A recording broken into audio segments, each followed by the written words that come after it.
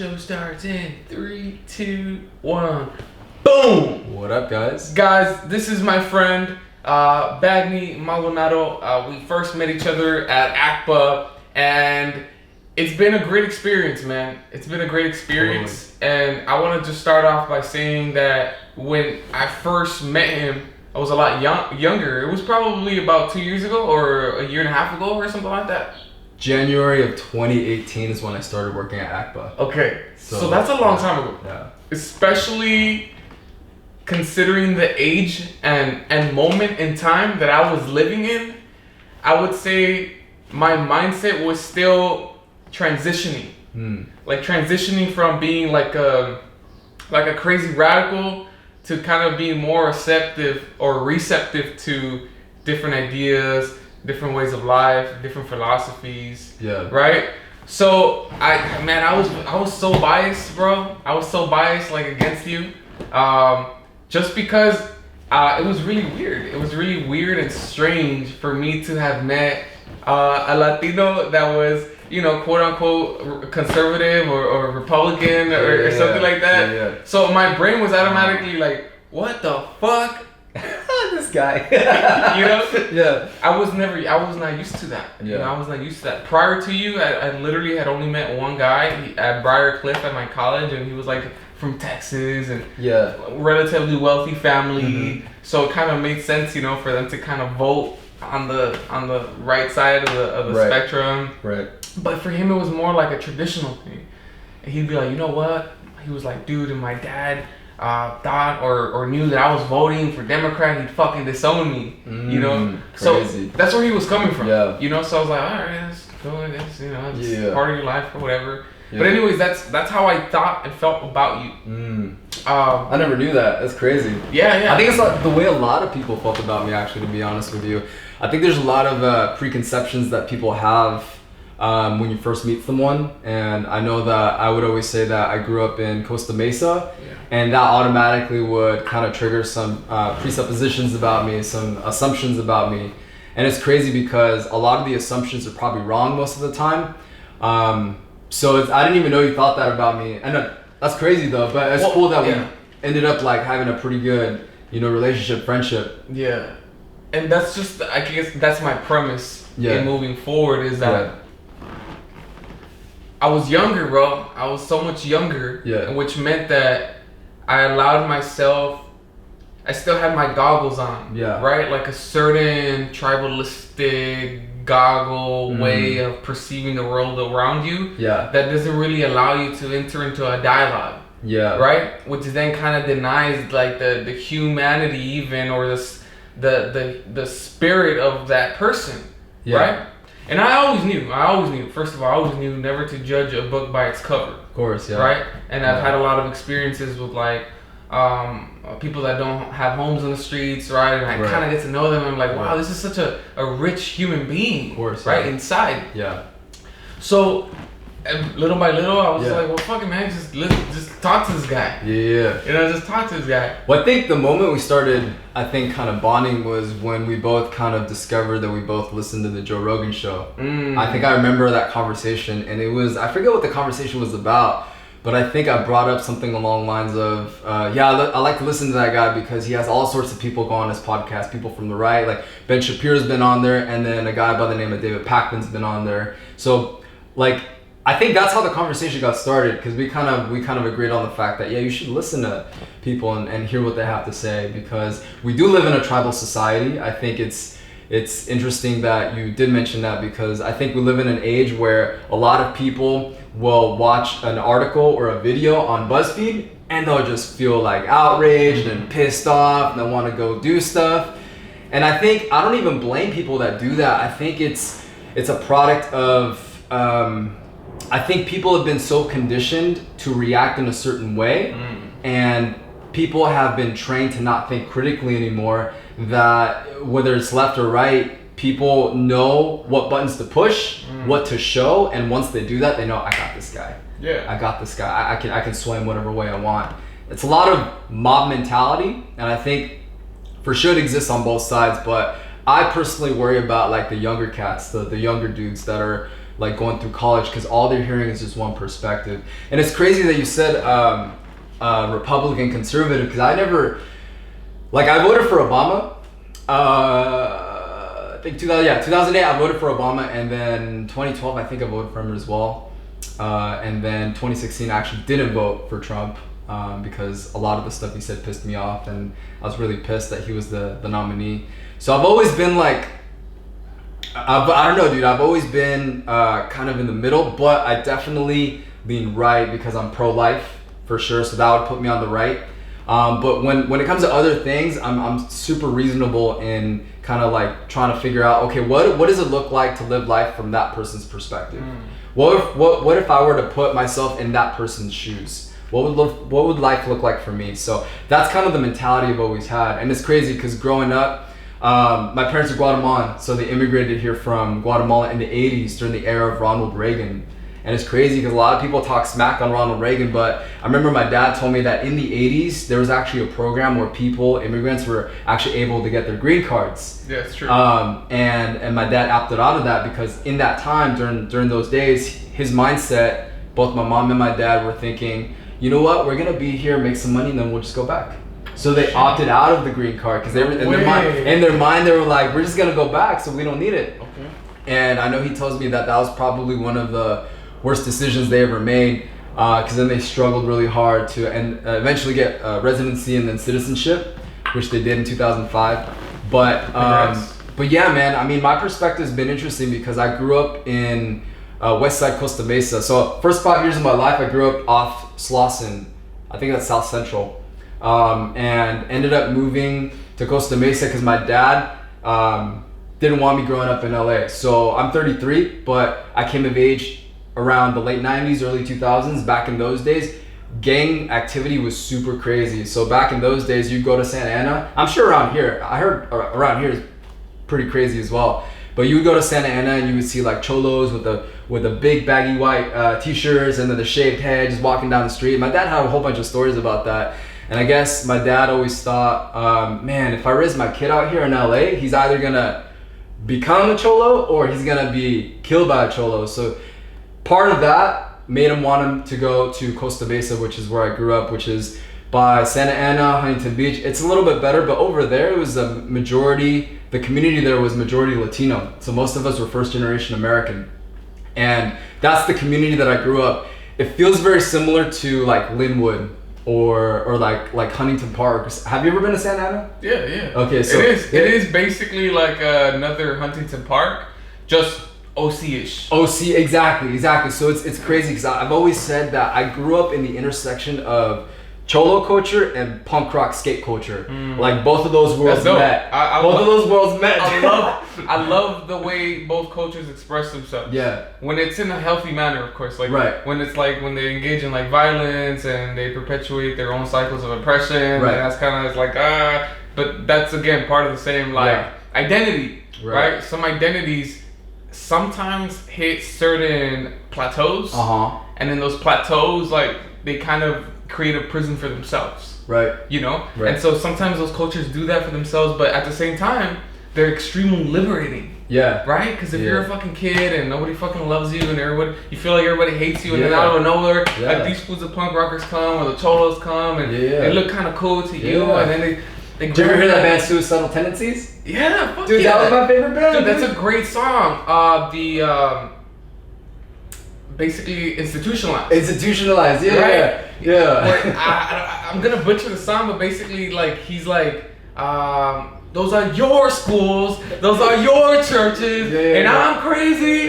Like it's like your system is what has me feeling like this, motherfuckers. Right. So dude, I fucking love punk rock, man. In fact, punk rock was one of the primary reasons why I did kind of feel very radical.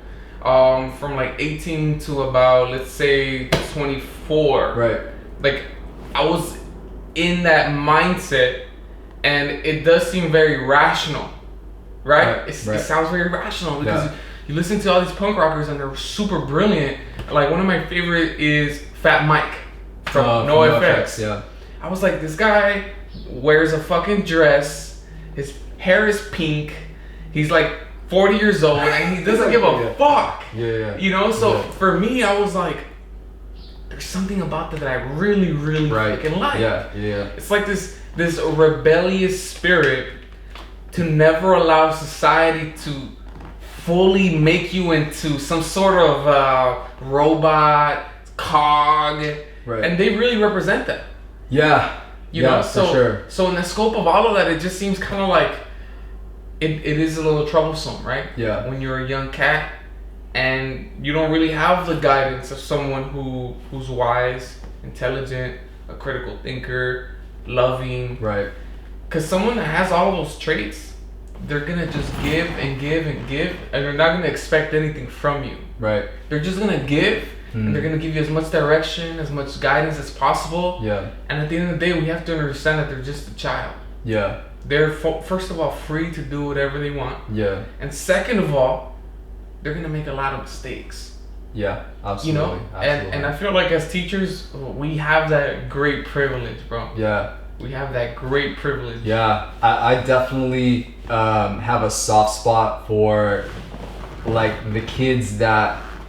teenagers, dudes, young men in particular, that are seen as like a lost cause, because I know that deep down they're not a lost cause. They're just there's something going on there.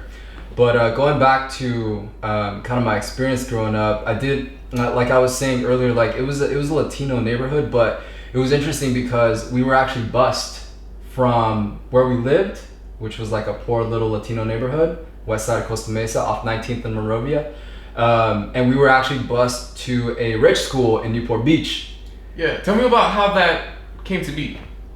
So, like, the actual policy behind that? Yeah. I'm not sure, dude. I never, like, I'm sure if I looked into it now, I'd figure out why, but... Like, how'd you guys manage to be, like, the poor kids kind of being able to get bused into this nice, rich school? Dude, I have no idea. That's a really good question. I don't know how that happened. I think it's something that I should look into, because we did live pretty far from that particular... Newport Harbor High School was like, a high school. How long was the commute on the bus? It's probably, like, a good 15 minutes. Okay. It's not that far. Like, it's not that far, but it's far enough to be in a whole different neighborhood. Yes. I get that. Yes. That's totally and if you were to walk there, it would probably take you an hour. Yeah, it's far. It's technically far. Yeah. So sort of. Yeah. So it's I would consider it like it was interesting, but we were bused there, and it was interesting to see the clash of cultures, because you had these poor Latino kids that I was a part of going into like this rich white school, and you could just see the tension, bro. And this is impactful in my life because it kind of reminds me of what we're going through now. Like, you could see the tension. There were so many, especially in middle school, there were so many fights between like the Mexican kids and the white kids. Like, every single day there was a fight going down. Yeah. And this was like in 2006? This was like 2001. Okay. Yeah. However, like, going into high school, that tension kind of like subsided, and I think that for me, there was like commonality with the kids that were skating, right? So you could be like a white kid that came from like money and you skated, and you could also be a poor kid, Latino kid living in apartments like me and my family were living, and also skate, but you had that commonality of skateboarding, skate culture, which is dead now. It's actually it's evolved. It's evolved. Yeah. It's different. It's still up and around. You got guys like Nigel Houston and P Rod and stuff like that. But it was interesting to experience that, because I do remember kind of at times feeling discriminated against because I was Latino, and it was, I don't know, man, like I could throw around a bunch of racial epithets that were thrown at me, but it's crazy because it's got me thinking that, you know, a lot of the times when people talk about being discriminated against, they often think back to like high school or like their coming of age era in their life. And I think that at the end of the day, kids are just a-holes, you know, they'll just throw out terms and they'll say a whole bunch of stuff. But you know what, I wouldn't really say that I was deeply affected by that. I think the thing that really affected me the most was throughout high school, I was super like empty, depressed. I felt hopeless. So part of the reason why I got really into skating and into the punk rock music was because I felt like I just needed to belong to something. But eventually that feeling that I got from that eventually just kind of disappeared, and I ended up feeling like super helpless, hopeless, empty, without a purpose. And I think that kind of culminated and hit its peak like a year after I graduated high school. And so that's actually when I became a Christian. And up until that time, dude, I never really thought about like things that were going around, like politics or anything like that. Actually, I was probably like in high school, I was probably more like lefty, I would say. But anyways, yeah, like up until that time, I lost my train of thought. But anyways, yeah, I became a Christian at age 19, and dude, that completely changed my life. I think that in that moment, I was like, dude, I'm gonna leave everything. I'm gonna go to Guatemala, go to the jungle somewhere, and smoke a bunch of peyote, smoke a bunch of weed, and that'll fix my problems. But I ended up running into my aunt, who actually basically told me, you feel the way you do because that's God letting you know that outside of him, you're never gonna find peace. And so that really resonated with me. And from then on, from age 19, I gave my life to Christ and I became a Christian. And now it's interesting because, you know, as a Christian going through college, you do have a lot of like professors that definitely have a bias against anything Christian or anything conservative. And so I think that in those moments of my life and during those life experiences, that's kind of what got me to look at conservatism. Because as much as like college professors were trying to like demonize Christianity, shift you away from it. Exactly, yeah, exactly. They were kind of like trying to push me away from it. At the same time, they were also doing the same thing with like conservatism, and I was like, dude, that's really weird. Why is there only one narrative that's being talked about? And that just really got me thinking about like, okay, why do I believe what I believe, and what's the reason for believing what I believe? And I think that from that moment, it's enabled me. In those years, it has enabled me to be a more critical thinker and not to follow the mob. Because I remember certain times being in class where I'd be the only one raising my hand, kind of objecting to something that was being said. And so from that moment, I think it really impressed upon me, like, following the crowd is not always the best thing, dude. And it really gave me, it opened my eyes to the fact that your foundation, the foundation of your philosophy, really does have implications about how you look at the world. So I'll give you an example. If you think that you are a human being made in the image of God, and that's the foundation you stand on, the way that you look at life, the way you interact with people, the way that you think about justice is vastly different than if you stand on a foundation that says, I'm just an animal that was evolved. And the way that I like to point that out is, you know, if we think about lions, we don't put lions in jail for killing gazelles, right? So if you're making an argument that we're just animals, I think it's really hard to come up with a reasonable justification to kind of excuse or advocate for any kind of justice that permeates, that supersedes culture. Because every culture has their own standards, and I think we've had this conversation before. An example of that recently, one of the churches that I go to actually is giving money to a ministry in India. And in India, you know, they have the caste system. You're familiar with it, right? Yep, so in that caste system, there's a caste called the untouchables. Yep. And the lowest of the low. Less than human, dude. They're seen as animals, right? And a lot of the people that they take into that organization in India are people that are looked at as less than human. They're the untouchables. And so I think by the standards of, I would say, humanism, I don't really think, you could say, yeah, that's wrong, but I don't think ultimately you have a justifiable reason to say that's wrong. Because at the end of the day, you know, every culture it's just arbitrary, you know? Like, you could just come up with your own system. I get what you're saying. You're basically talking about the inability to comprehend the vastly different differences amongst cultures, right? Yeah. How many cultures are out there right now, dude? Thousands. Yeah. Thousands. And we can't necessarily say that our Western culture is the precise way to exist, because there's been cultures that have been existing for 10,000 years. Right? So I can't go up in there and be like, hey, you need to fucking follow our laws, and if you don't, you're going to be screwed. What about ideas? Wait, hold on. Before we get there. Yeah. So when you were referring to being in college, right, and how you were kind of like in a sense, the radical in that space. Yeah. Right? Because you could be a radical on either side, and you were basically like the thorn in the shoe that made everyone uncomfortable, because a lot of professors in California are liberals, right? Yeah. And they're intellectuals, they're academics, right? They've been in the field, they know what they're talking about. Right. And it's interesting that you say that, because I was in the same boat, but in Iowa. On the reversal side of it. Yeah. Most of my classmates are conservatives. Most of them are Republicans. You were in Iowa? I didn't know that. I was there for 2 years. For college? Yeah. That's great. And I didn't know that. Most of my professors were also conservative leaning, kind of like Republicans. Yeah. There were a couple were like liberals, right? But it wasn't common. It wasn't common.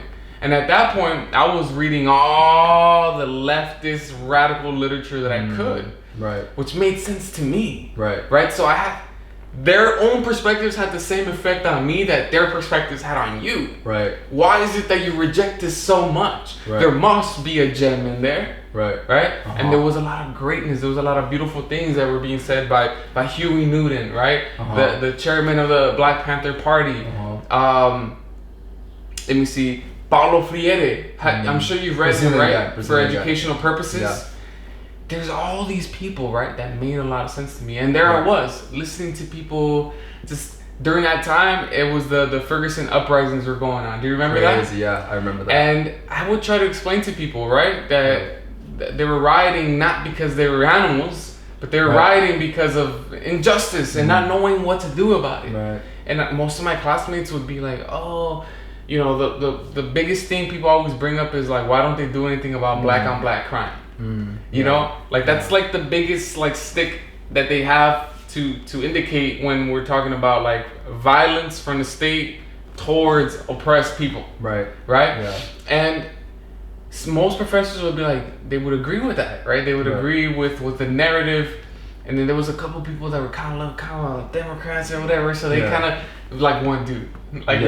Yeah. And so we kind of try to get each other's back sometimes. Yeah. But it was interesting, bro. And I tell you, it was interesting because that effect has an effect on people. So instead of like just trying to dump your ideology on people, listen to them, share your perspective, and give them an opportunity. Right? Because that's how we create a bunch of fucking radicals. Yes, yeah. You know, a bunch of radicals that may or may not threaten the state or the existence of everything in a negative way.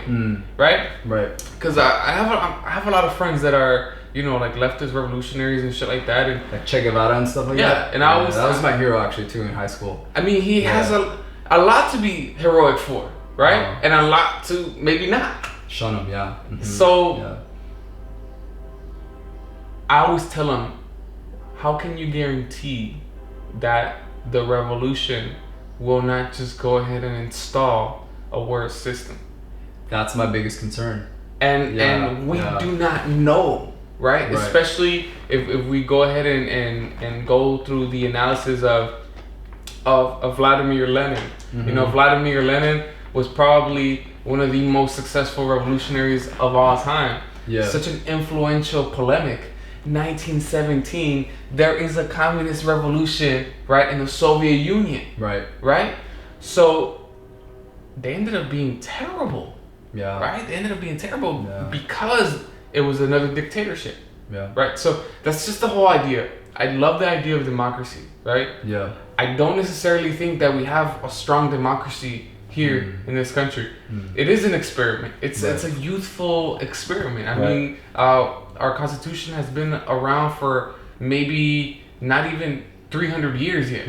Right. So in this experiment, I do think that we have one of the best in the whole world. I'll put it this way, dude. If governments were crooked sticks, the United States is the straightest crooked stick the world's ever seen. That's the way that I like to think about our government today. That's a good way to put it. Yeah, dude. I think overall, I definitely agree with most of what you said. I think my political philosophy within the last 5 years has always been like the non-aggression principle, which is do what you want, live how you want, do what you want to do. Just don't infringe on someone else's rights or destroy their property. That's been my principle for the last 5 years. And so Yeah, I don't know. It's interesting with everything going on because as a principled person, right? Yeah. That's the standard I've held to, and I think that it's hard to kind of address the issue because people are very binary in their thinking, right? Mm-hmm. So I remember several weeks ago I was talking to someone that we both know, and I was on the phone with this person for like an hour and a half, just pissed off about the video that I saw in regards to George Floyd. 46 seconds, 8 minutes. Dude, seconds.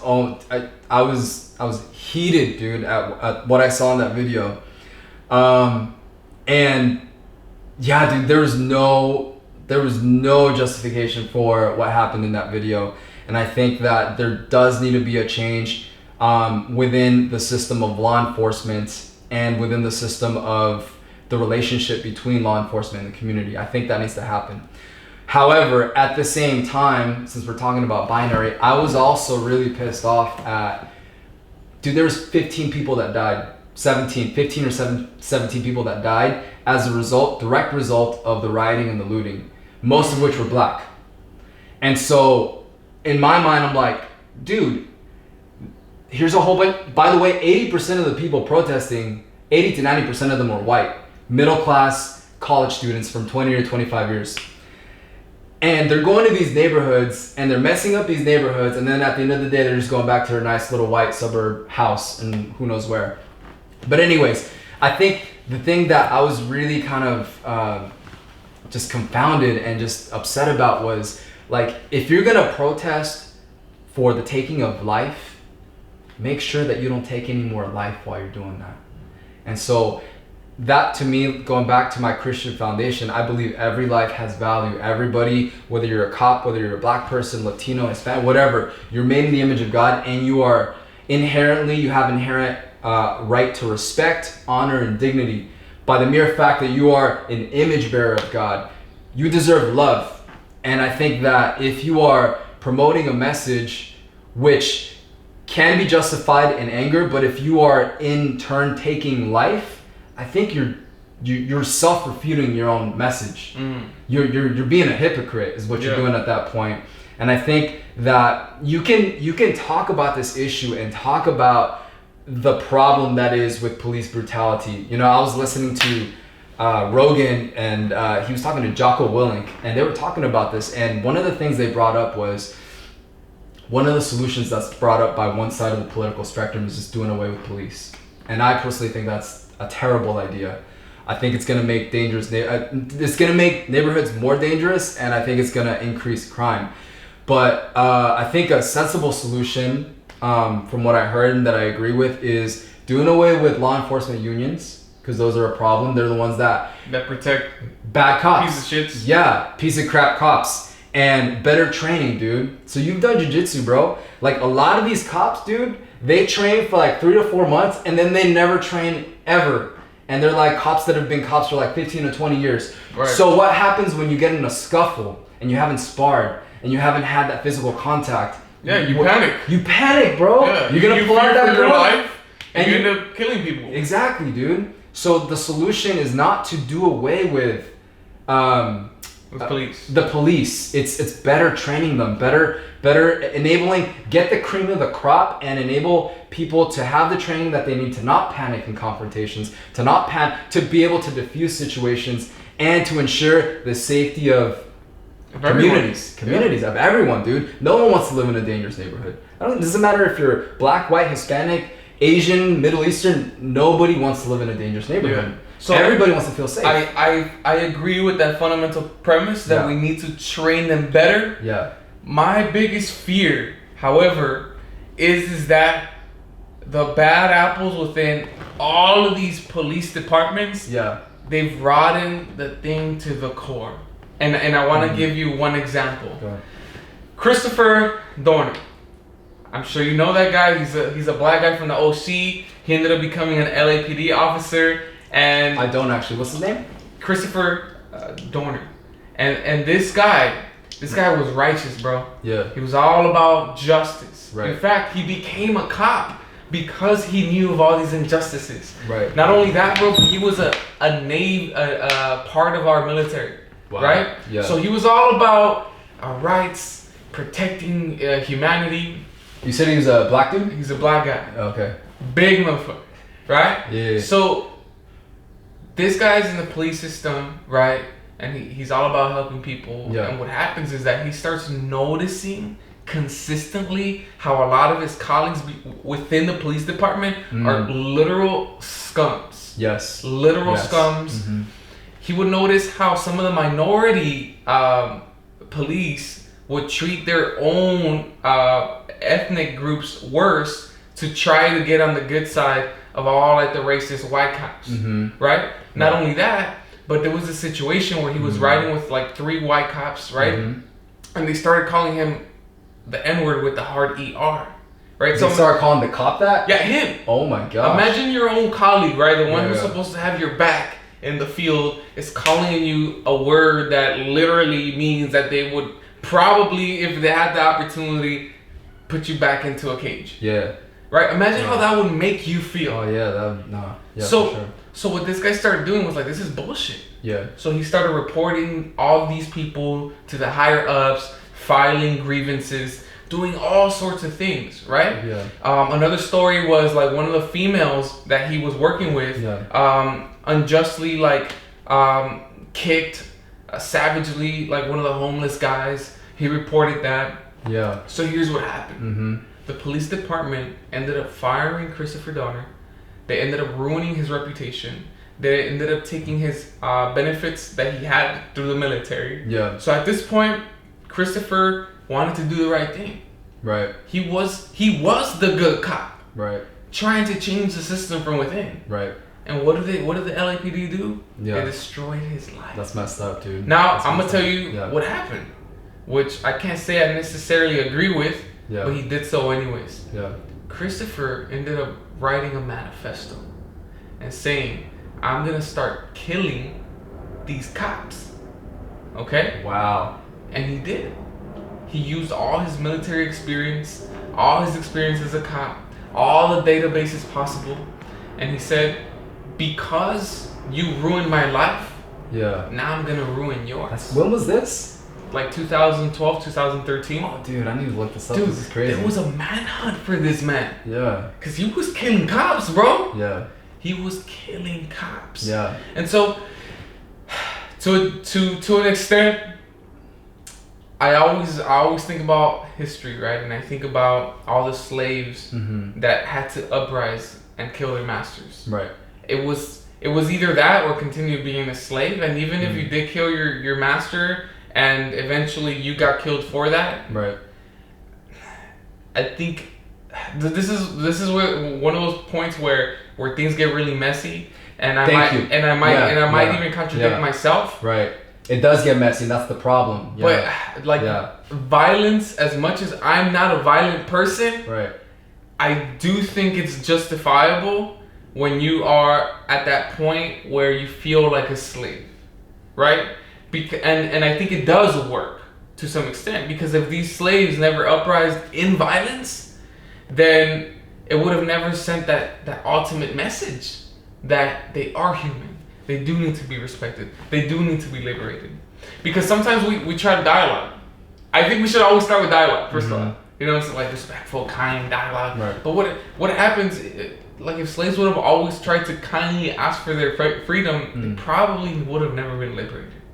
Yeah, well, there was a lot of people helping him out, especially in the abolitionist movement, you know, the Underground Railroad. Yeah. And there was actually a lot of Christians that were actually a part of that movement because of They should have been. The doctrine of it's called Imago Dei, right? So that's Latin word for Imago means image, Dei means God. So image of God. That's the doctrine, the foundational doctrine that Christians have about humanity. It's crazy that you brought that up, because I didn't know that. I'm gonna look into that. That's a really interesting story. Read his manifesto, bro. He lays it all out. That's crazy. And it's all on the internet, bro. Just clear his own writing. Yeah. It is what it is. Here's the thing with cops though, dude. I think they need to be vetted psychologically and emotionally. Because I was just talking to someone the other week, and they were telling me that, dude, once a cop works as a cop for a certain amount of time, they get like this dick mentality. like this a-hole mentality. It makes sense. And I think some people are not cut out for it, just like in the military, dude. How many people break in the military? There's a lot of people that break and they're just released from the military. I think the same needs to be true about cops because they deal with so much, and sometimes people don't have the mental toughness to deal with that. I agree. And I think it kind of goes back to the solution that I was thinking about. I don't want to say proposing because I'm not proposing legislation or anything like that, but the solution in my mind to this is, along with the better training, you need to vet people that are in the force because there's people that are not cut out for it. They don't have the mental toughness or the strongness to be able to deal with that kind of pressure because there's pressure. Because you're dealing, like if you put yourself in the shoes of a cop, you're the one that's dealing with the worst. You're getting calls about domestic violence, you're getting calls about homicide. Yeah, it fucks you up mentally, bro. Dude, it is. I've known people that work with cops and it's not an easy job, dude. It's a very tough job. You know the problem with that? Yeah. Is that people lie. You know what I'm saying? Like if you're vetting me, I'm gonna tell you everything you need to hear in order for me to get a job. Sure. My incentive to get the job is greater than being an honest, truthful human being. Right. But I think that's where the reporting of, so say, like, for example, this guy, Derek Chauvin, the guy that killed George Floyd, he had a list of terrible offenses that he committed. Okay? He's killed multiple people already. And I wouldn't be surprised by that. I think that, if you have a list, which brings, I know people are like suggesting like a national database, which is totally, I think is the right way to go. So if you have people that have a list of offenses already on their list, like even if you're vetting them and they're lying, you can kind of tell by what they've physically done, right? So that should be taken into account too. But I think the analogy you gave, that story what was his name? His name is Christopher Dorner. Christopher. The good cop that tried to change the system from within, but the system shunned him. It threw him away, ruined his life. Yeah. Dude, it was his dream, bro. Yeah. To be a cop. Yeah. To bring justice. Yeah. It's such a fucked up story, man. Like literally, I was so disappointed. Yeah. I was so disappointed in how the whole thing turned out. You just cried to sleep that night, huh? not exactly, right? But it kind of reminds me, man. It takes us back, looping around. We do need to train the police way better. Yes. We do need to vet them. Currently, as we speak, I would not propose taking out police out of communities just because I know how violent shit can be, and I know that a lot of people. What do you think about Minneapolis since you bring that up? Because they did this. They're just defunding, right? But they're not gonna be completely obliterated out of there. I'm gonna have to look into. I'm pretty sure that they disbanded their police force. I'm almost I'm not 100% sure, but let's just say they did. Okay. What's happened to that right now? Yeah. The only part I disagree with Jocko and Joe is that they think that we should fund the police more to give them that extra training. Yeah. I think they have enough money. Us as teachers, bro, we've been dealing with like low budgets for a long time. Yeah. And we make shit work, bro. Yeah. We make shit work as best as we can. As best as we can. Yeah. So I don't think the police have any fucking excuse to either ask for more money, or even if we do defund them. Yeah. The best part about defunding police is that every other segment of society, mental health, schools, homelessness, everything possible, we can use those funds for those things. Right. Okay? Now we don't fucking use the funds appropriately, now we're just squandering that opportunity. Right. So for one, I don't agree with Joe that we need to fund them more, because I've looked at their budgets and they're fucking a lot of money. They're a lot of money. I know that we gotta pay all of them. They're all working, whatever. I respect that. But be smart, man. I'm sure, I sort of got, well, I can't say for sure, but I do want to believe that if they were more intentional with their training and their budgets, they can make it happen. Number two, there's a lot of police supporters around the country.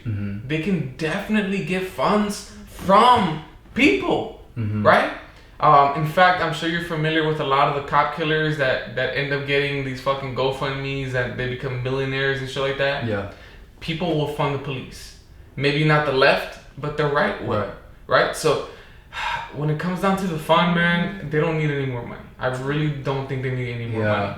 Well, I think the LAPD recently defunded them by $150 million or something like that. Okay, but that's because of all the push that's going on. Yeah, dude. That bugs me, man. Because what that tells me is that what you're doing is you're not really thinking this through. You're just doing something to please the crowds. And I think that's kind of the problem, because people are kind of jumping to find a solution. Sometimes solutions take time, and I think that if you're just jumping to do stuff to please the crowd, that's when I start getting worried. But I think, yeah, man, don't get me wrong, there's a lot of stuff that needs to happen with our police force, but I definitely don't think that disbanding them is a right solution. But I think overall, I think we just need to love each other more as people, dude. I think that's what it comes down to, and I think that, because I'm actually reading a book on Dr. King right now, because everything going on's got me interested, and I know that there's also like a really big debate about, the methodologies that are being used.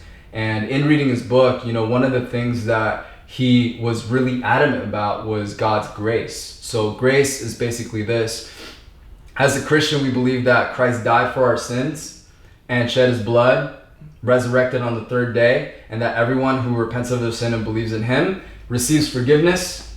But in that message right there, there's the idea that God forgave us even though we didn't deserve it. And so there's a scripture in the book of John where one of the apostles says, if you don't forgive others as God has forgiven you, neither will God forgive you. So basically I guess the message of that verse is that just as God forgave us even though we didn't deserve it, we are supposed to forgive others even if they don't deserve it. So that was the kind of the foundation that Dr. King operated on. You can tell by the way that he protested, right? He was all about God's grace. He was like, yes, there's racist people that hate me, but I'm going to show them grace. I'm going to show them the forgiveness that they don't deserve, but I'm going to show it to them because that's what my master did for me. And so that's kind of the foundation that he wrote his protest on, and you could tell because he was all about nonviolent. What was the right term? Nonviolent activism. Nonviolent activism. Mm-hmm. There's a different word. I forget what it was, but nonviolent activism is the gist of it. And I think that at the end of the day, dude, I think that the problem that's in our society is not a systemic one. It's an individual problem. Because let's just say you enable a whole bunch of legislation, bro. Like you just, I'm not gonna name anything, but you put out a bunch of legislation that is, directed at helping people that have been, under the subject of being under a lower class or something like that, to try to do away with like implicit biases or racism or anything like that. Let's just say something like that happens. You're still not dealing with the problem of the human heart, because at the end of the day, racism doesn't come from laws, it comes from the human heart, dude. No matter how many laws you put into place, you're always gonna have several people individually out in the world that are going to be racist. Yeah. And I think going back to the example of when I was talking about growing up, like, dude, there was several times where white people would be like, hey, Beaner, where's your beans at? Like, and that's racist, right? And I think for me, maybe at the time I was like, I would get mad or whatever. But I think now, growing up and as a Christian, I'm like, you know what? They might have been racist, but I think that as a Christian, I need to show those people forgiveness and overcome hatred with love. So that was Dr. King's message: overcome hatred with love and unite all people, because at the end of the day, violence is only going to beget more violence. And I think that if we're to pursue a solution, it has to start with, okay, how do we reconcile people as individuals? And how do we get the person that is hurt, the person that's distraught, the person that has been affected by names, by speech, by actions, by gestures, how do we get that person to forgive the person that offended that person? And I think that would be the place to start. Yes, and I think Dr. King most certainly believed that, but it's not just an individual problem.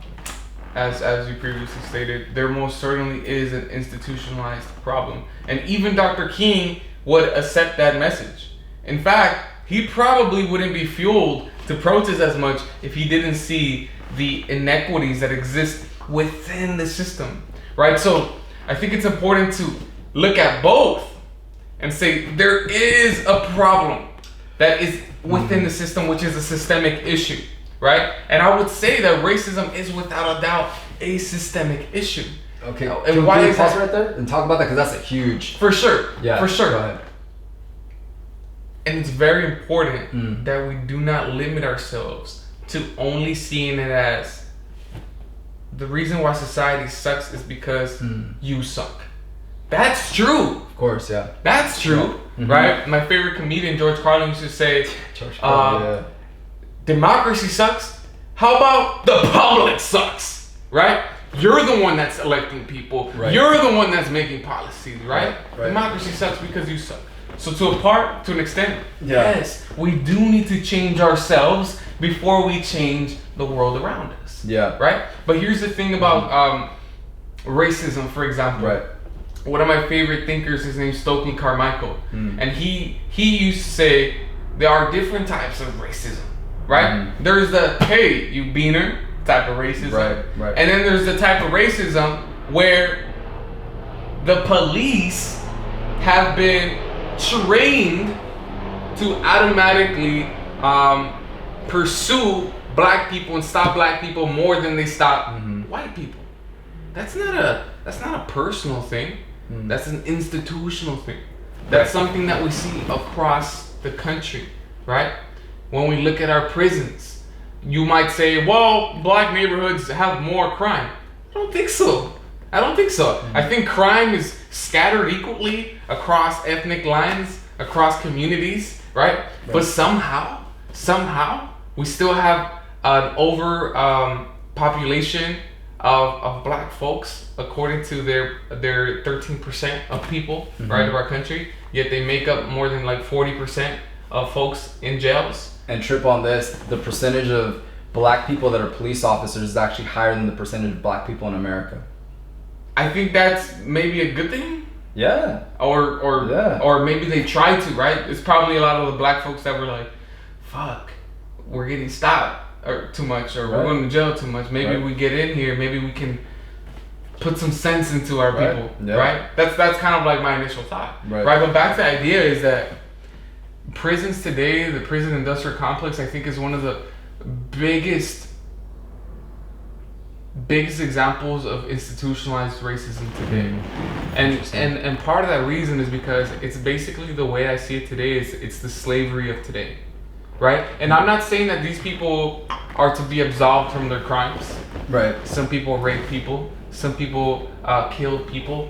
Some people sold crack to minors, right? There's a lot of things that are morally and ethically incorrect. Right? But there are also like hundreds of thousands of cases where people were selling marijuana. And, on a personal basis, you might not be a proponent of marijuana.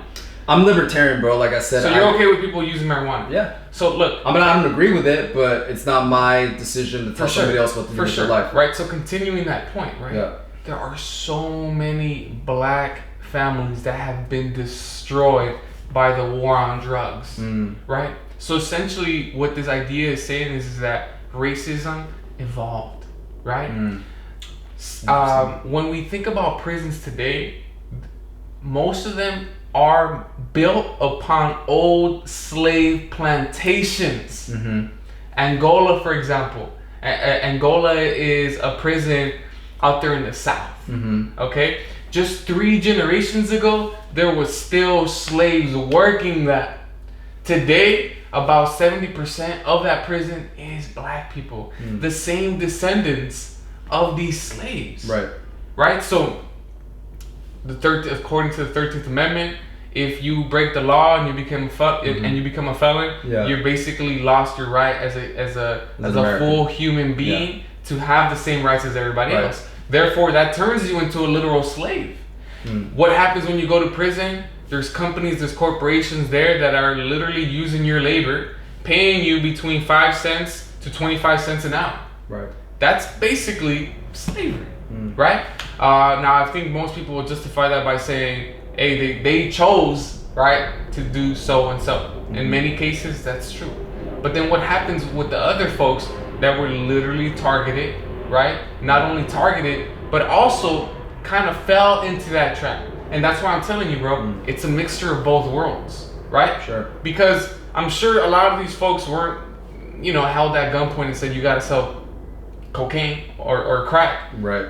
But due to their circumstances and lack of other opportunity, they were like, fuck, well, I guess this is what I'm gonna do to help my family out. Mm-hmm. So that's why I'm telling you, bro, I think it's really important to merge both worlds. To say, of course. Hey, brother, you have the responsibility, right, to do something different. And that's why I believe in the power of education. And that's why I also believe in being an educator where we are educating, right? Yeah. Because these are the same children that are gonna fall into that trap. Right. Right? That same historical trap. I never had an opportunity, so I had to start selling this, and now I'm in jail, and now my baby mama has a kid at home that I'm not gonna see for the next 20 years, and now that's another generation. Right. And instead, we can throw them that rock and say, hey, you don't have to. Right. You can take personal accountability, but let's also study the system, right? That way we get a bigger picture, and we say, holy shit, look, my people are sort of being targeted. So what can I do different? Right. Right? Yeah, I think I agree with like 80% of what you said. I think the biggest struggle with the conversation about racism today is that, for example, back in before the civil rights era, there were institutions and systems that blatantly had racist laws in their books, legislation in the books. And we all know about Brown versus the Board of Education, and we know about how people fought to end racism, the type of racism that would say, okay, black people are gonna go here, Jim Crow, white people are gonna go here, Jim Crow, or any kind of legislation that kind of fed into that. I think if you look at that and you consider that the system, then at least from my perspective, you can point to that and say that system has racist legislation in it. Therefore, it is a systemic racism problem. I think the problem when these conversations come up is that when you mention racism today, it's not like you could point to a law and open up a book somewhere and point to where like racist legislation exists. Because if you could do that currently, okay. I don't think you can. If you could, then please show me. That'd be crazy. I'd fight it. But you can't physically go into our constitution or any of the state laws in California or any other states that you could point to and say that's racist. Doesn't exist. Okay. Legislation that exists today is, I would say for the most part, I don't want to say colorblind because I know that's a term people hate, but it's fair. It tries to be fair. It tries to be equal. The legislation. Redlining was stopped in the 70s. Doesn't exist anymore in the books. So I think under the law, technically we're all equal. Now, the problem technically, right? Technically. The problem lies. Keep going. Yeah. So the problem lies in the fact that a lot of the points that you brought up, like for example,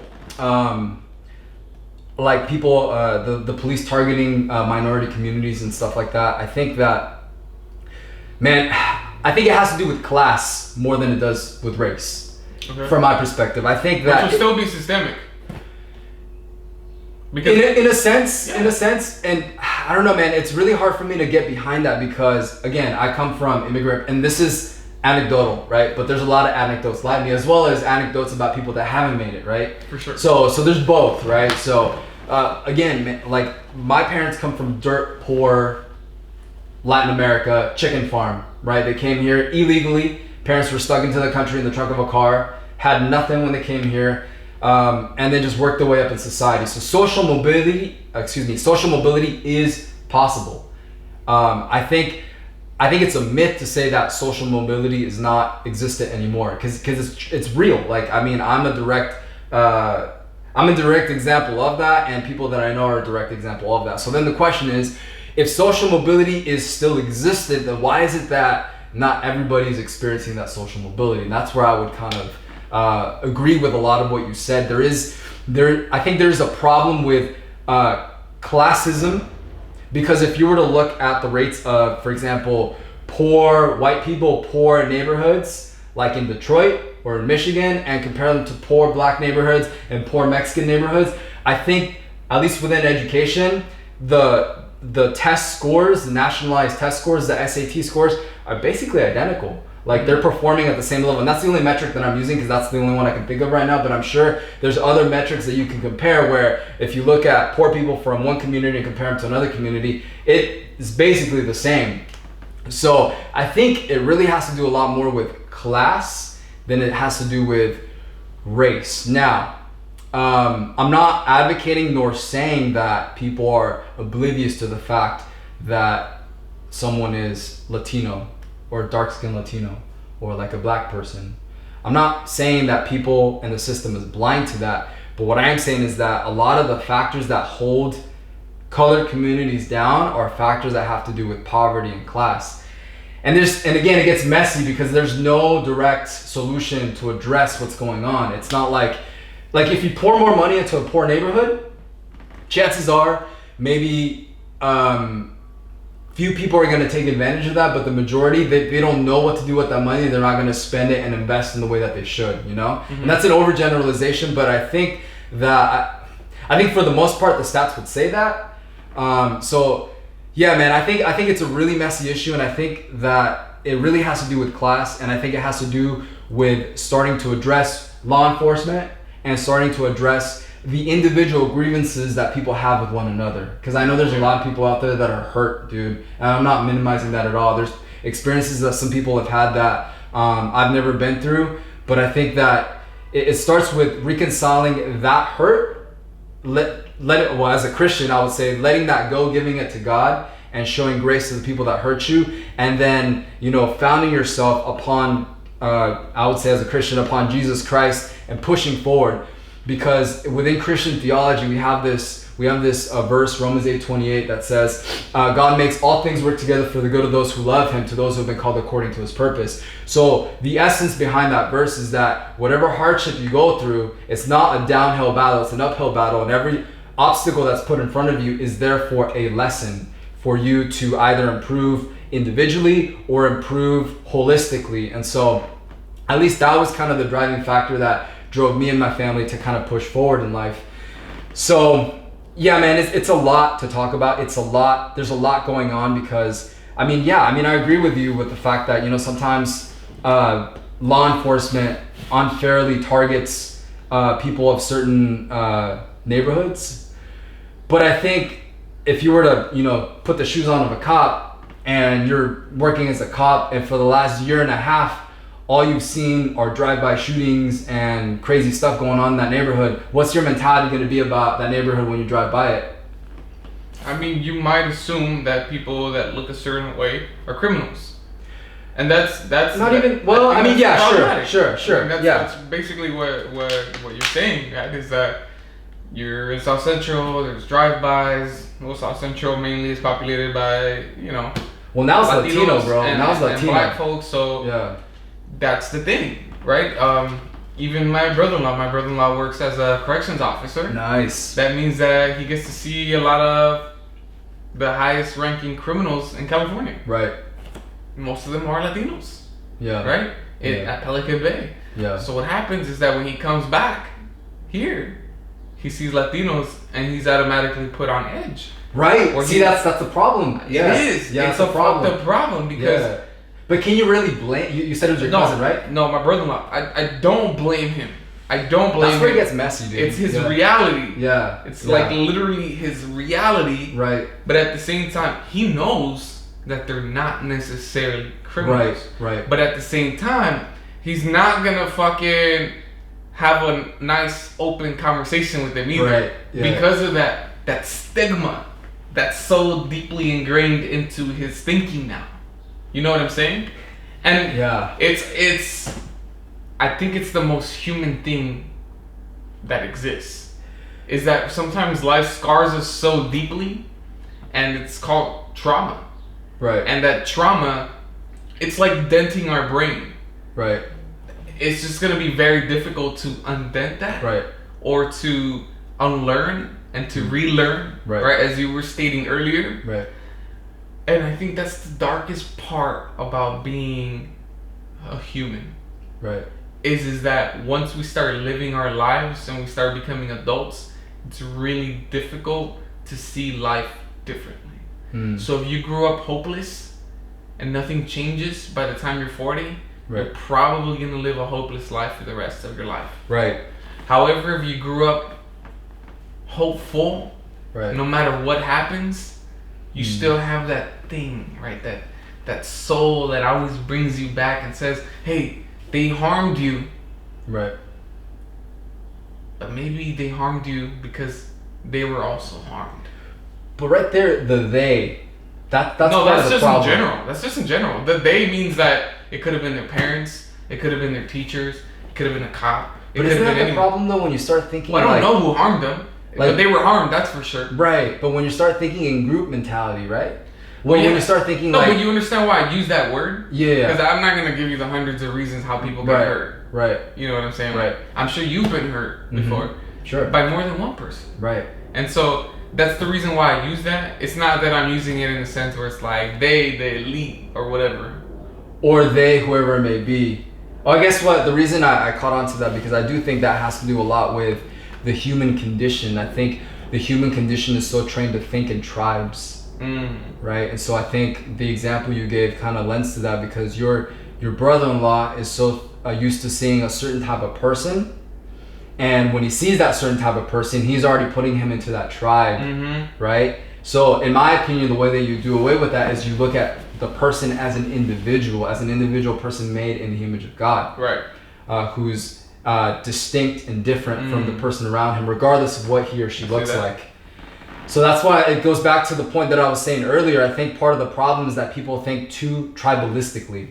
And I mean, once you start thinking tribalistically, so I'll put it this way. My classic definition of racism, or at least what I grew up, people telling me that racism was racism is when you negatively prejudge someone based on the way they look or the ethnicity they belong to. Would you agree with that definition? So what I would agree with would be that is a sign of discrimination, for sure. Right, because you're negatively prejudging someone based on the way they look. Yes. And you're making assumptions. Yeah. Well, the word actually that I was looking for was prejudice. I'm being prejudiced against you. That literally is how I would define that situation, which means that we can all be prejudiced against each other for our religious beliefs, for the color of your skin, for your height, for literally anything. Right? Mm-hmm. It's when you prejudge, and based upon negatively. And based upon that prejudgment, you've already devalued their meaningful life or whatever. Right. So, which is connected to racism, by the way. I would admit that. Yeah, I mean, that's been the definition that I've held to for racism basically my whole life. You're negatively prejudging someone based on what they look like, where they live, their ethnicity, whatever it may be. So how do you overcome that? I think the way that you overcome that is by training yourself not to think of people as groups. This is why I hate Marxism, by the way, because Marxism is all about, there's parts of it that sound good because Marxism is all about the community and the good of the community. But I think there's a sub-branch of Marxism that a lot of people are buying into where, I don't want to use the word identity politics. There's a different word more. I don't know. I'll just say identity politics for now. Where all you're doing is you're grouping people. You're this, you're this, you're this, you're this, you're this. And I think what it does is that it trains people to think as people, not as individuals, but as groups. And I think that, in my opinion, kind of lends itself to racism. So, I don't know, man. I see the connection. I see the connection between group thinking. But what I would say is that actually Marxist theory, it has nothing to do with social Marxism. Sorry. Okay, that's different, right? That's more like the Jordan Peterson kind of like analysis of the left, right? Like the social justice weeks. That's what I meant, yeah. Things of that nature. Yeah. Because like Marxian theory is literally just class theory. Yeah. It's understanding the capitalist exploits the worker and so on and so forth. That's really all it is. But don't you feel like there's a lot of social Marxism philosophy in kind of the way people think now? Because a lot of people are always talking about, the 1% or this kind of people. They're the people that are at fault for all the problems, And I think that's I mean, it sounds good, but I think it's kind of like a cheap and lazy argument because, I mean, it could be true that there's people up there that are hindering maybe your ability to go forth in life or climb the social ladder. Could be true, but when you generalize like that, I think what it does is it trains you to negatively think about certain people that maybe live in a rich neighborhood or come from affluence, because you don't look. Affluence could have come through like anything, right? Could have come through scamming and being a con artist, or it could have come through hard work. Yeah. You don't know. So it's hard. I agree with you with that, because I can personally say I used to be classist towards rich people. Interesting. Right, and usually it's the other way around, right? Because it's like the rich that are classist towards us. No, dude, but there's a lot of people that have that mentality. They're super classist against people that. It's common today. It's very common today. Yeah. I would say it's become more common in the past couple of years. Yeah. And it's only going to become more and more common. Which overall, I do see like a little bit more of a socialist kind of shift in the paradigm of American politics because of the younger generation, right? And the younger generation do feel some type of way about, billionaires and millionaires, and I think some of that is justifiable. I think it is sort of justifiable from the perspective of like hoarding, right? How many billions of dollars do you really need? Right. I think it's a little interesting. I'll say that, right? To have billions and billions and billions and billions and just kind of keep it in your castle, right? Right. When that's not what I would do. I'm not in that position. I can't necessarily say.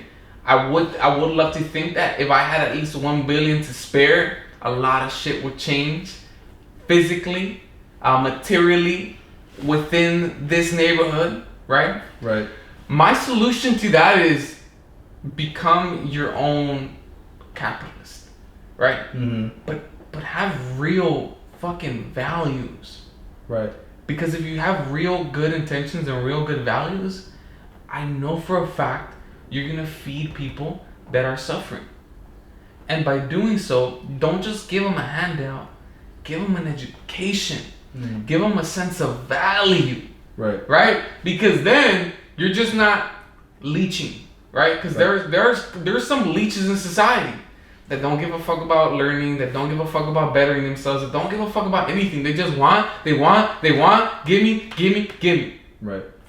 But if we're able to somehow teach these people that they have value, that they can be loved, that they are full and wholesome, they're gonna be like, holy shit, I'm actually an important member of society.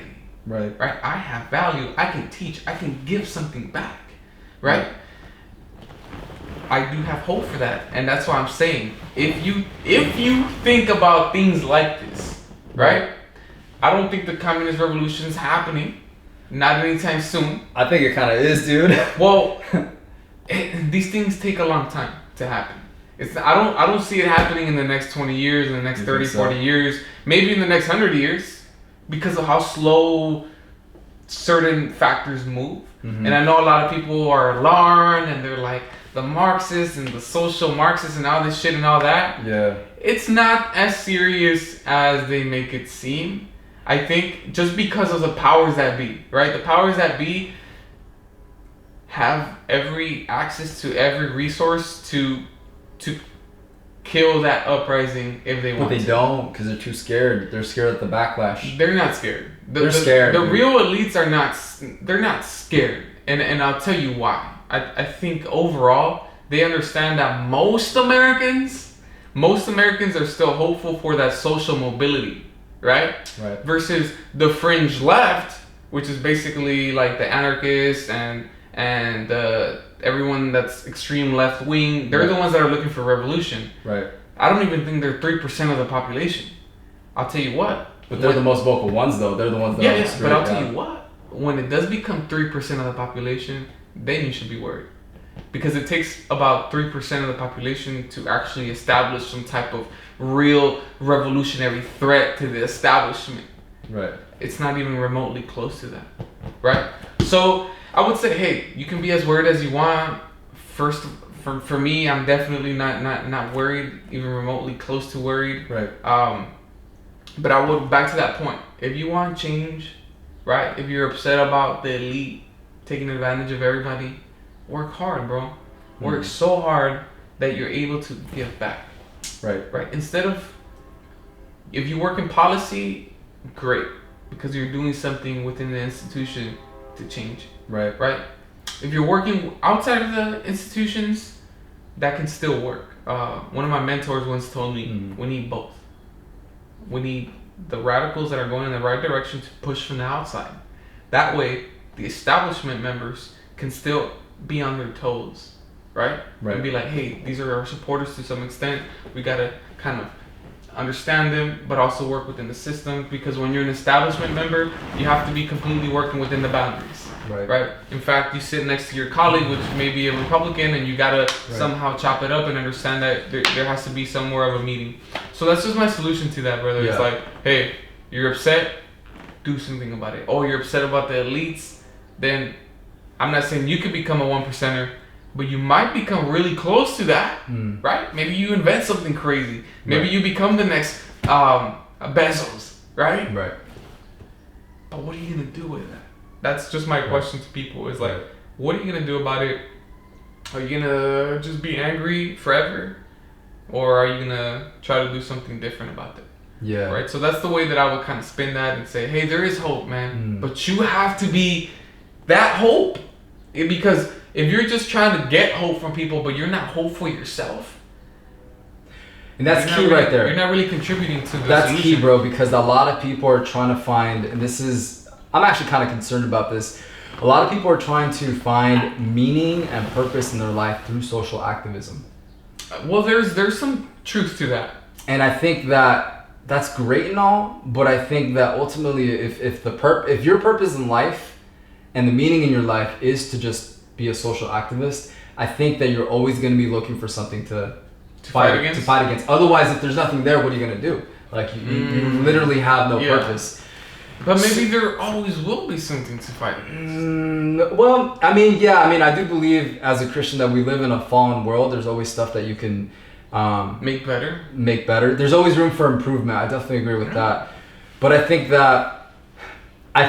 the fact that people have kind of made that their sole purpose for living has kind of enabled the higher powers, the manipulators, to kind of manipulate them a lot more easy as puppets, because they want to be a part of something. You know, they want to do it. They want to do it now, but it's kind of blocking, in my opinion, a lot of, like, at least since you brought up the far left, at least it's blocking a lot of the ability to critically think about a lot of the issues that are going around, because I think they don't have easy solutions. That's why it's so difficult to talk about, because there is no monolithic solution, no easy solution to solve the problem.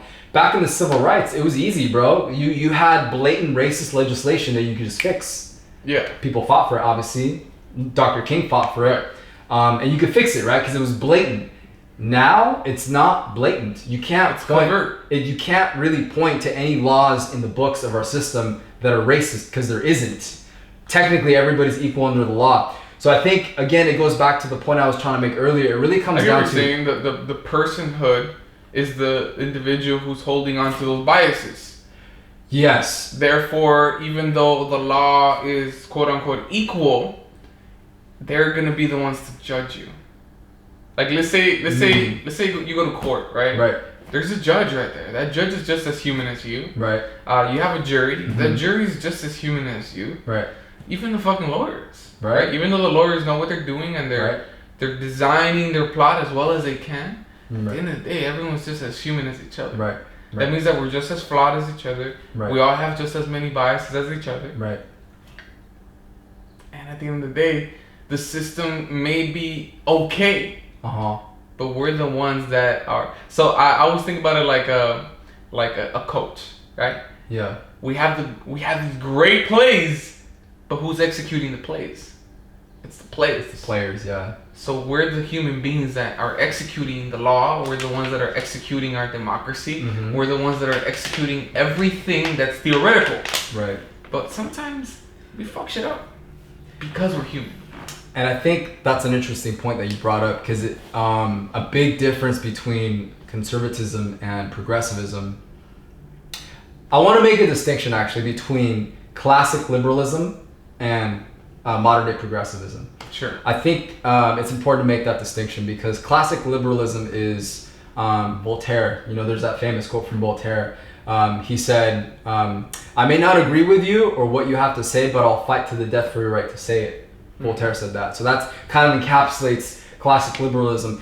Do what you want, live how you want, just don't infringe on my rights and don't destroy my crap. Basically it. That's classic liberalism. And I think that's good. Our society has really championed that in many ways, and in other ways maybe not so much. But I think that here's the way that I see both sides offering a solution. We'll start on the progressive side. They're offering a solution that is kind of like top down. Conservatives offer a solution that's from the bottom up. Explain why you think that on both sides.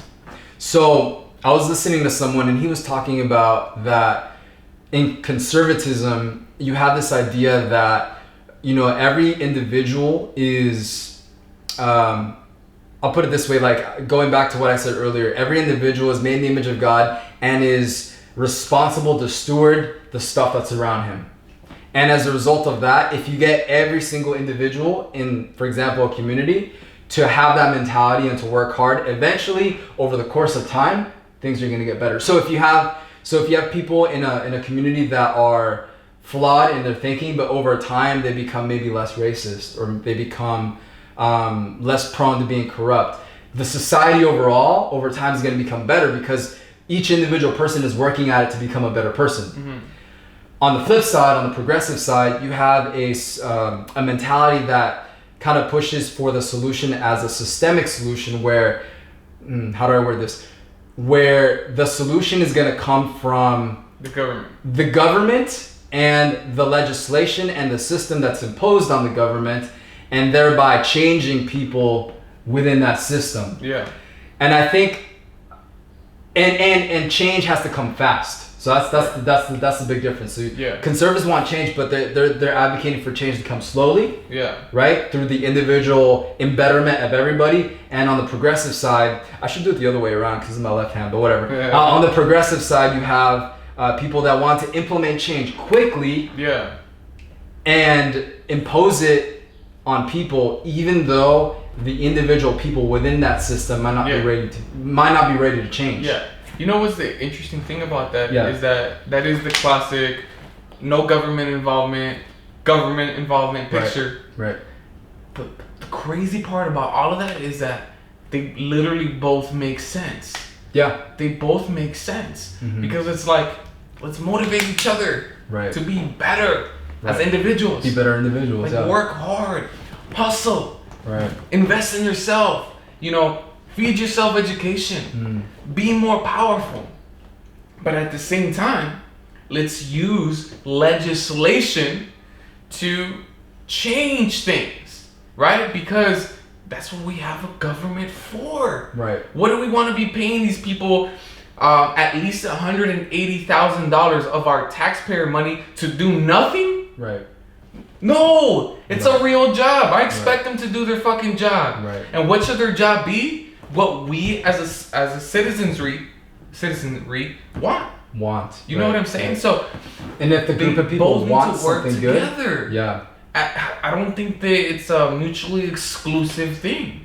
I think that's personally what I want to push for. Right. Is to empower the people of my community to be their individualized selves. Right. Everyone work as hard as possible. Mm-hmm. Eventually, we all elevate the status of our neighborhood. Right. But at the same time, we elected for our officials, right? Therefore, they should be a representation of we want. Right. And the key thing there is that you gotta have both. Right. I agree with that. You gotta have both, because if you have a system and a legislation that wants to impose from top down, but the people within that system are not willing or able to, it's not going to work. That's why socialism never works. Okay. It's never worked because you have one central power. People. Yes, one central power dictating what should happen. And then the individuals most of the time don't agree with that, and so it collapses. I see what you're saying. Yeah. I think there's a strong truth to that. Now, socialism in theory should be common folk in power, in the sense where a corporation is no longer controlled by the council. Right. It's controlled by literally every single worker. Right. That's in theory what it should look like. Therefore, power is kind of like scattered. The obvious problem within that is that there are a central committee of people kind of pulling all the strings. Right. You know what I'm saying? So, I mean, shit, it's definitely like an interesting, complicated, realization.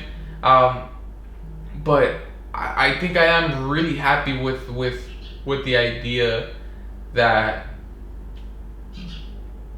we don't have to be hyper fixated on one side or on the other. Right. But to just say like, hey, you know what? Let's just open all the doors. Right. That way people feel free to circumnavigate everything. Right? And the more we do that, the more people are going to be able to freely interact everywhere. Right. And then in doing so, now we restore the network. Right? Yep. It's kind of like a brain, right? Yeah. When a brain goes through a traumatic accident, that part is kind of shut down. But then we give it some medicine, right? And in that case, the medicine is kind of like restoring those neural connections. Right? And in doing so, the democracy, or in our case, right, our country, as a system, restores some of that unity. Right? And the truth is that in the past 10 years, there's been a wider gap, and maybe to some extent, maybe it is elites. You know how you were talking about how the elites, they notice how people are going into their parties and being real stuff with that.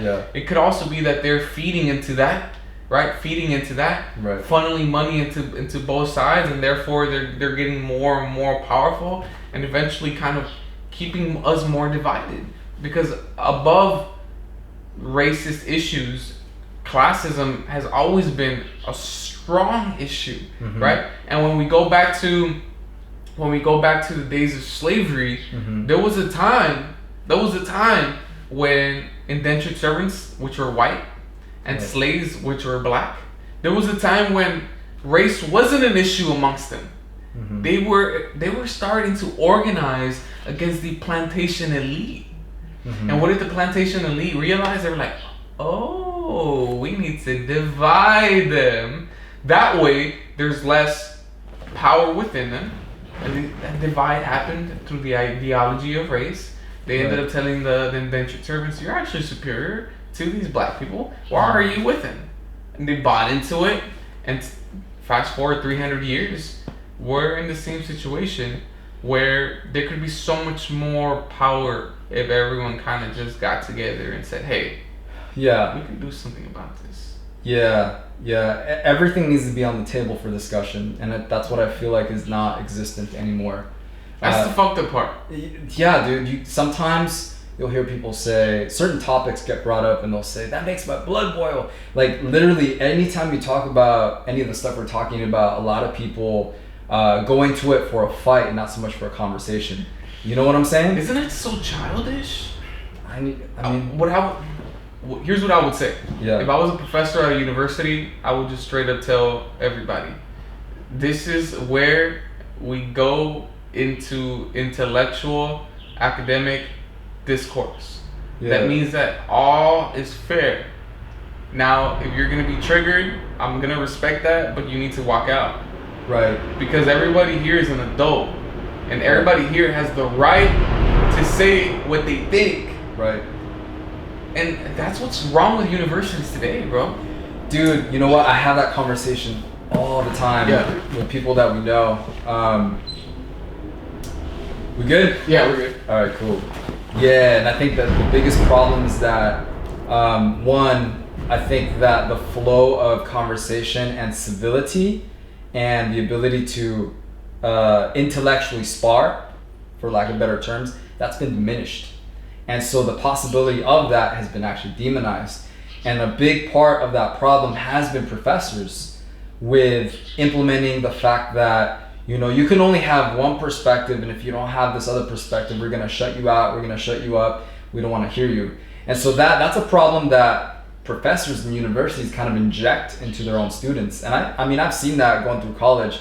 And I think that as educators, we almost have to be like arbiters. We have to be like the refs, dude. We have to be like the person that comes in and says, okay, let's talk about the tough issues.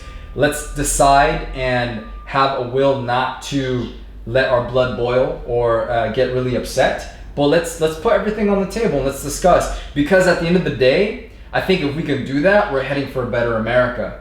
And I think social media has contributed to the problem of polarization within our country. Of course.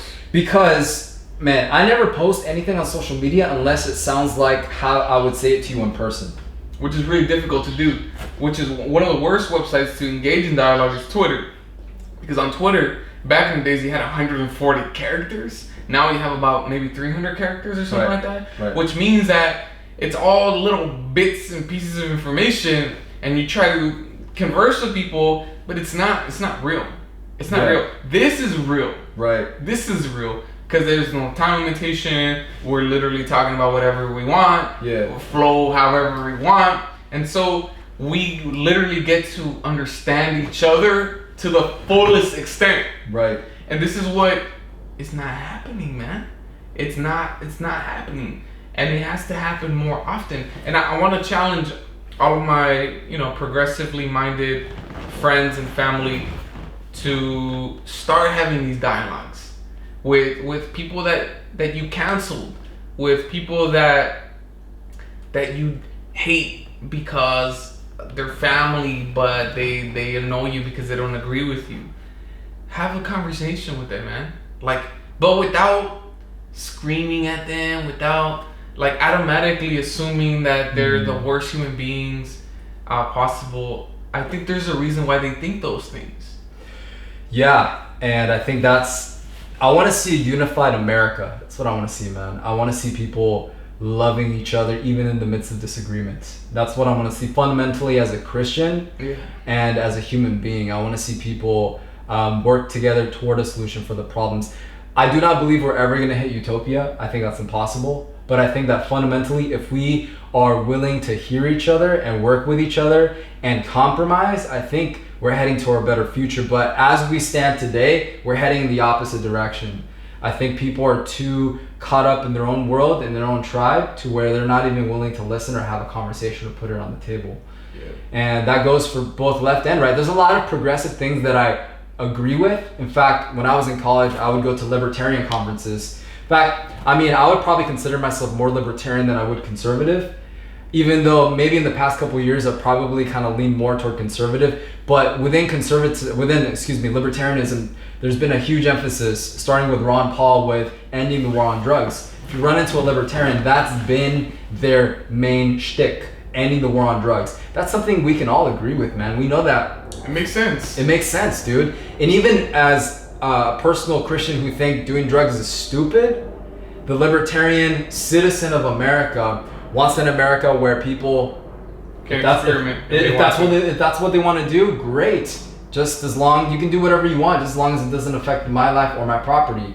And I think the moment that you start advocating for change, regardless of people's rights, what they have to say, or even their property. I mean, even recently we've had a lot of people that are like, if you're worried about property getting destroyed, then you're part of the problem. I'm like, dude, property, that's money. Money directly affects the communities. What are you talking about? Yeah, I agree. Overall, though, I would never, a materialistic possession is not even remotely close to the human soul of another individual. 100%. So as much as I do to some extent feel for the loss of your business, right? You can restore that. You know what I mean? One person once told me, if you have the skills, the intellect, and the work ethic, and you lose all of your wealth one day, you have the ability to regain it. I'm not saying it's going to be easy. I'm not saying that it's something that I wish upon you. For all the people that got looted and they lost their business and their life. There's a lot of people who lost their lives. They might never get that back. Yeah. I'm sorry.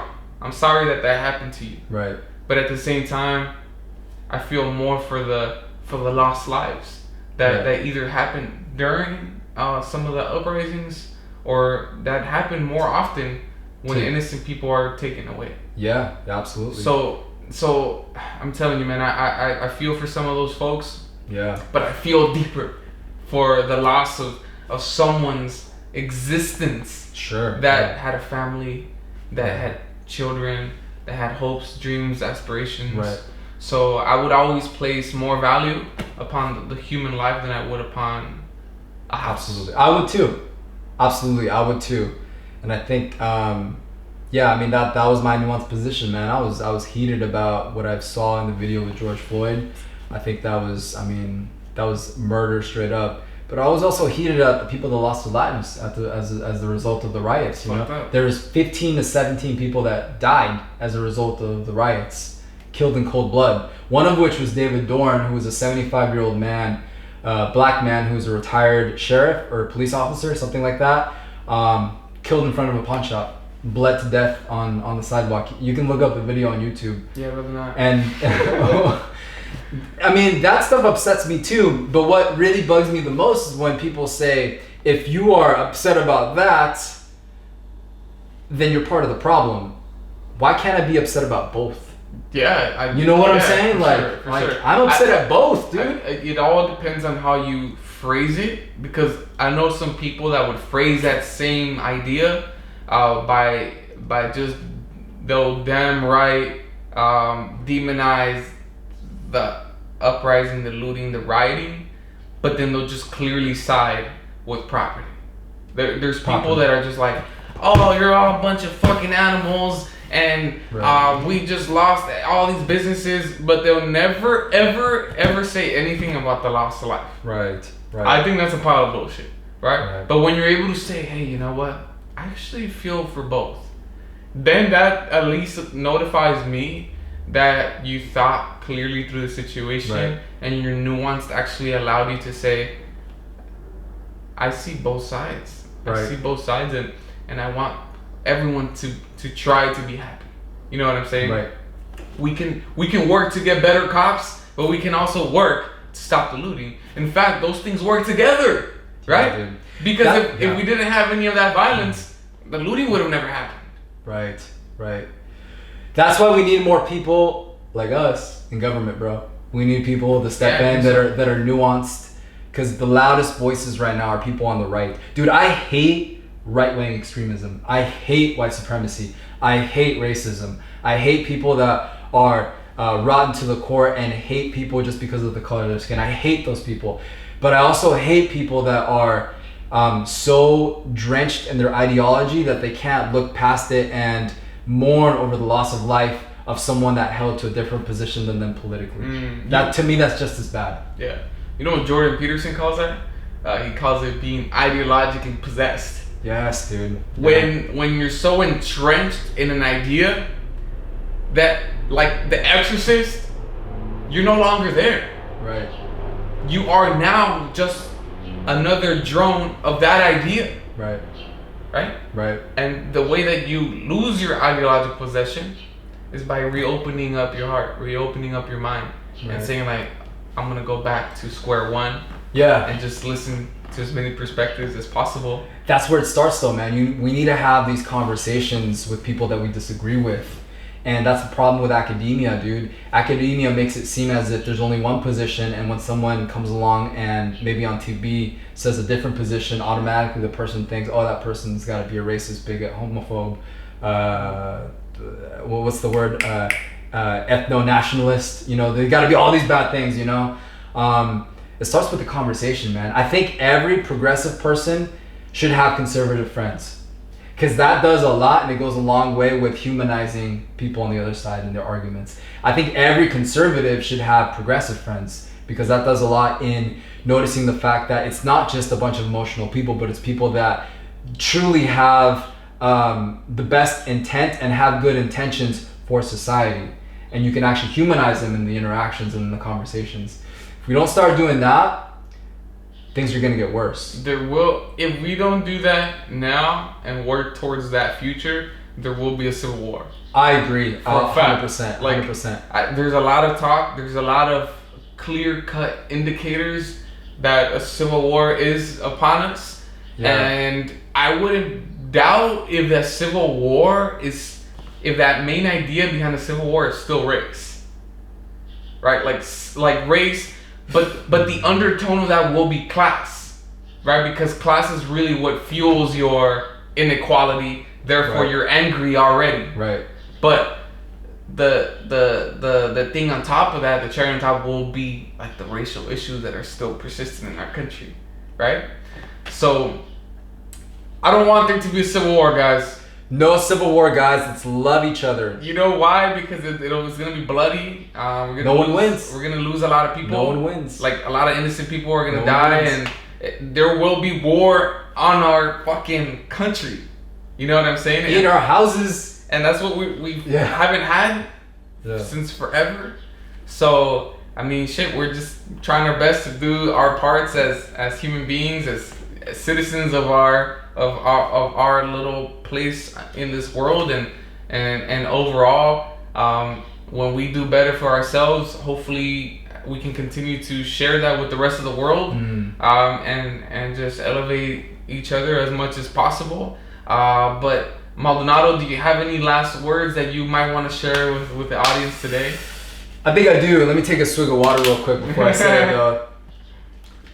So I guess parting words for me would be,